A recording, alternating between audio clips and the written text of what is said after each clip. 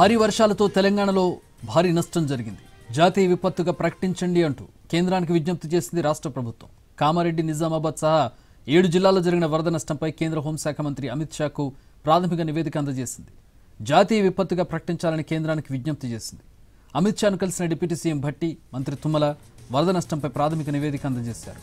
వరద నష్టం మొత్తం 16,732 కోట్లని కేంద్రం తక్షణమే విడుదల చేయాలని కోరారు. అంతకుముందు భట్టి, తుమ్మల ఆర్థిక మంత్రి నిర్మలా సీతారామన్తోనూ సమావేశమయ్యారు. రాష్ట్రానికి ఆర్థిక సాయం, రావాల్సిన నిధులపై చర్చించారు. జీఎస్టీ సంస్కరణలతో రాష్ట్రానికి తగ్గే ఆదాయంపై చర్చించారు.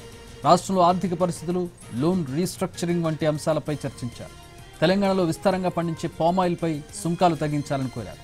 యంగ్ ఇండియా ఇంటిగ్రేటెడ్ స్కూల్స్కు ప్రత్యేక ఆర్థిక సాయం అందించాలని కోరారు భట్టి, తుమ్మల.